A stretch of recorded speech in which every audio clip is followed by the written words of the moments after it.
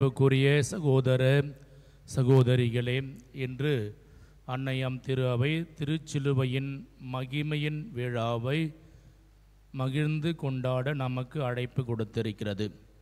இந்த திருச்சிலுவின் மகிமையின் விழாவைத்தான் நாம் அன்னையினுடைய திருத்தலத்தில் நினைவு கூர்ந்து கொண்டாடி கொண்டிருக்கின்றோம். திருச்சிலுவைகள் என்றாலே நமக்கு நினைவு வருவது தவக்காலங்கள். தவக்காலங்கள்தான் சிலுவை பாதை செய்வது, பெரிய சிலுவை பாதை, ஒரு நிமிட சிலுவை பாதை, ஊராக சென்ற சிலுவை பாதை, திருத்தலமாக சென்ற சிலுவை பாதை என்று அந்த நாட்கள் மட்டுமே நாம் பெரும்பாலும் சிலுவையை நினைவு கூர்ந்து சிலுவை பாதையை ஜெபிக்கின்ற வழக்கமாக கொண்டிருக்கின்றோம். இந்த வேளையில் இன்று திருச்சிலுவையின் மகிமையின் விழா எந்த அடிப்படையில் இந்த விழா அமைந்திருக்கிறது என்று இதனுடைய வரலாற்று பின்புலத்தை திருப்பி பார்த்தோம் என்றால் நமக்கு இதனுடைய உண்மை அர்த்தம் புரியும். கிபி 312 ஆண்டு ரோமை பேரரசை யார் ஆள்வது என்ற குழப்பம் ஏற்பட்ட போது கான்ஸ்டான்டினோபிள் இன்னுமாக மெக்சோ இவருக்கும் இடையேயான போட்டி, இதில் யார் ஆள்வது? இந்த நிலையில் கான்ஸ்டான்டின் அங்கிருந்த கிறிஸ்துவ மக்களிடம் தமக்காக ஜெபிக்குமாறு கேட்டுக்கொள்கின்றார். அப்பொழுது அவர் கிறிஸ்துவ சமயத்தை ஏற்றுக்கொள்ளவில்லை. இருப்பினும் கிறிஸ்துவிடத்தில் தமக்காக ஜெபிக்கும்படி கேட்டுக்கொண்டார். மக்களும் ஜெபித்தார்கள். மக்களுடைய வேண்டுதலுக்கு ஏற்ப வானில் சிலுவை அடையாளம் தோன்றியது. அங்கிருந்து குரல் ஒன்று ஒலித்தது, இந்த சிலுவையினால் நீ வெற்றி பெறுவாய் என. இவர் நம்பிக்கை கொண்டவராக அந்த போரில் வெற்றி காண்கின்றார். அதன் பிறகு இவர் கிறிஸ்துவ சமயத்தை அரசு சமயமாக அறிவித்து எல்லோரும் கிறிஸ்து சமயத்தை ஏற்றுக்கொள்ளும்படி செய்கின்றார்.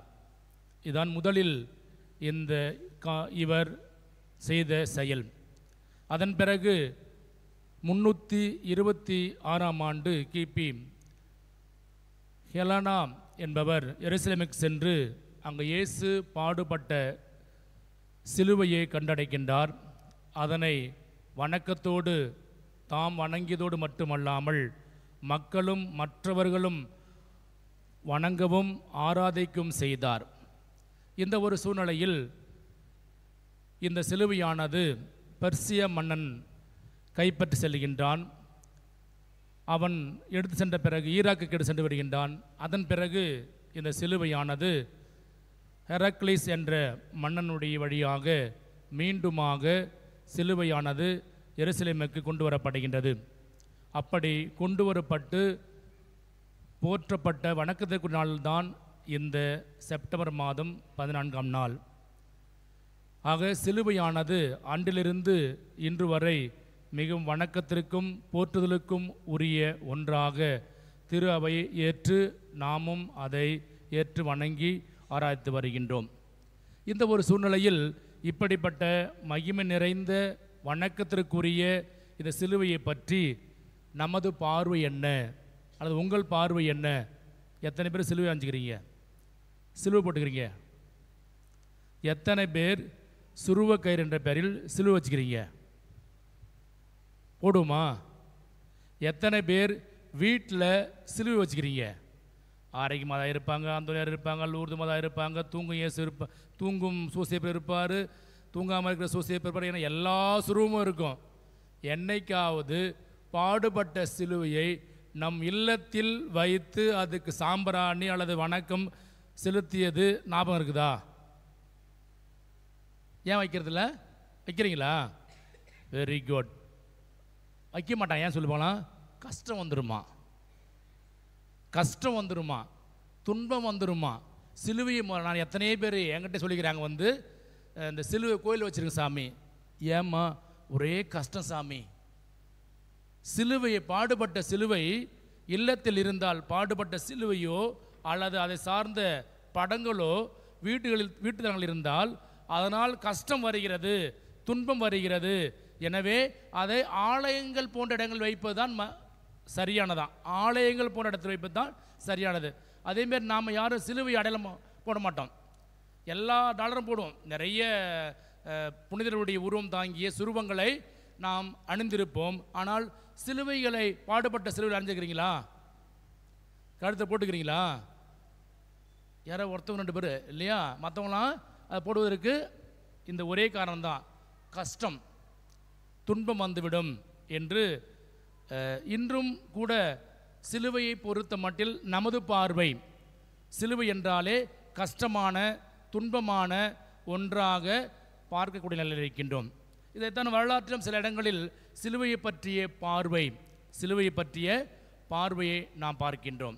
சிலுவை பற்றிய பார்வையில் பார்க்கின்ற பொழுது ரோமை ஆட்சி காலத்தில் நடந்த நிகழ்வுகளை பார்க்கின்றோம்.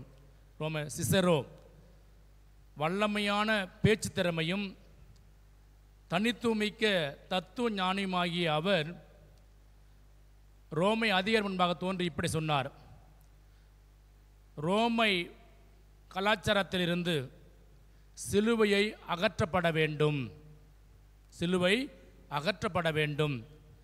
ரோமை மக்களுடைய வாழ்விலிருந்து சிலுவை என்ற சொல் முற்றிலுமாக அழிக்கப்பட வேண்டும். சிலுவை என்ற சொல் முற்றிலுமாக அழிக்கப்பட வேண்டும். ஏனென்றால் அவர்களை பொறுத்தவரை சிலுவை என்னது? தவறான ஒன்றாக கருதப்பட்டது. அவர்களை பொறுத்தவரை தண்டனைக்குரியது. ஏனென்றால் அவருடைய பின்புலம் இதுதான். அன்றைய காலகட்டத்தில் துன்பங்கள், திருடியதற்காக, குற்றம் செய்ததற்காக தண்டனையாக கொடுக்கப்பட்டதுதான் சிலுவை. அப்படிப்பட்ட ஒன்று ரோமை கலாச்சாரத்திலேயே இருந்து அகற்றப்பட வேண்டும், மக்களுடைய வாழ்விலிருந்து முற்றிலுமாக அழிக்கப்பட வேண்டும் என்று சொல்லப்பட்டது. ஆக சிசேருடைய பார்வையில் சிலுவையானது அகற்றப்பட வேண்டிய, வாழ்விலிருந்து அப்புறப்படுத்தப்பட வேண்டிய ஒன்றாக கருதப்பட்டது. ஆனால் கான்ஸ்டான்டின் அவருடைய பார்வையில் சிலுவை எப்படிப்பட்டதாக இருக்கிறது? சிலுவை அவருக்கு வெற்றியை தரக்கூடியதாக, வெற்றியை அளித்ததாக, அதான் நாம் பார்த்தோம். வெற்றியை அளித்ததாக, அவர் புதிய வாழ்வை தொடங்குவதற்கான ஆரம்பமாக இந்த சிலுவை அமைந்திருக்கிறது. பவுலடியாருடைய பார்வையில் சிலுவை எப்படிப்பட்டதாக இருக்கிறது என்று பார்க்கின்ற பொழுது 1 கொரிந்தியர் 1 வாசிக்கின்றோம். யூதருக்கோ கிரேக்கருக்கோ தடைக்கல்லாகவும் மடமையாகவும் தெரிகிறது, ஆனால் அழைக்கப்பட்ட நமக்கோ ஞானத்தையும் வல்லமையும் தரக்கூடியதாக இருக்கிறது. நம்ம எல்லாம் யாரு? அழைக்கப்பட்ட நமக்கோ சிலுவையானது எப்படிப்பட்டது? வல்லமையும் ஞானத்தையும் தரக்கூடியதாக இருக்கிறது. ஆம், அன்புக்குரிய சகோதர சகோதரிகளே, இந்த வல்லமையும் ஞானத்தையும் தரக்கூடிய இந்த சிலுவை, இதைத்தான் நம் வாழ்வின் ஆதாரமாக கொள்ள வேண்டும். இன்றைய ஏன் ஆதாரம் கொள்ள வேண்டும் என்று பார்க்கின்ற பொழுது இன்றைய முதல் வாசிக்க கேட்டோம். பாம்பினால் கடிப்பட்ட மக்கள் இறப்பை கடந்து வாழ்வை பெறுவதற்கான ஆரம்பமாக இந்த சிலுவை அமைந்திருக்கிறது. 2ஆம் வாசகத்தில் இதை குறித்து வாசிக்கின்றோம். பாலைவனத்தில் மோசே பாம்பை உயர்த்தியது போன்று மானிடம் உயர்த்தப்பட வேண்டும். அவர் நம்பிக்கை கொள்கின்ற ஒவ்வொருவருமே நிலைவாழ்வை பெற்றுக்கொள்வார்கள். ஆக திருச்சிலுவையை நம்பிக்கையோடு ஏற்றுக்கொள்கின்றவர்கள் மரணத்தை கடந்து நிலைவாழ்வை பரிசா பெற்றுக்கொள்வார்கள். அப்படிப்பட்ட வாழ்வை தரக்கூடிய, தீமைகளை வெற்றி கொள்ளக்கூடிய, எதிரியை வீழ்த்தக்கூடிய, ஞானத்தையும் வல்லமையும் தரக்கூடிய ஒன்றுதான் சிலுவை. ஆகவே அன்புக்குரியவர்களே, நம் உள்ளத்தில் இருக்கிற இடர்பாடுகள், சிலுவை குறித்து தவறான புரிதல்களை அகற்றிவிட்டு வாழ்வு தரக்கூடிய சிலுவையை, வல்லமை தரக்கூடிய சிலுவையை, வெற்றி தரக்கூடிய சிலுவையை, மரணத்தை வெல்லக்கூடிய சிலுவையை நாம் ஒவ்வொரு நாளும் ஆராதித்து வணங்கி போற்றுவோம். இந்த சிலுவின் வழியாகத்தான் பவுலடியார் இன்னும் அழகாக சொல்வார்கள், ஆண்டவரே சிலுவின் வழியாகத்தான் இரு இனத்தாருக்கும் இடையே இருந்த பகைமை என்னும் சுவற்றை உடைத்து அங்கு ஒருநிலைத்தன்மையை ஏற்படுத்தியார், உறவை ஏற்படுத்துகிறார். ஆக சிலுவை என்பது பகைமை என்னும் சுவர்களை உடைத்தெறியக்கூடியது, உறவை கட்டியெழுப்பக்கூடியது, ஒற்றுமையை உருவாக்கக்கூடியது. இப்படிப்பட்ட மாண்புக்குரிய வல்லமைக்குரிய மகத்துவமிக்க சிலுவையை நமது ஒவ்வொரு நாள் வாழ்விலும் இடையராது வணங்கி வாழ்த்தி ஆராதித்து நாம் தீமைகளை வென்று மரணத்தை வென்று வாழ்வை பரிசாக பெற்று உறவோடு ஒன்றுபட்டு வாழ வரம் வேண்டி இந்த பலியில் தொடர்ந்து மன்றாடுவோம். இறைவனை சென்றென்றும் வாழ்த்த பெறுவாராக.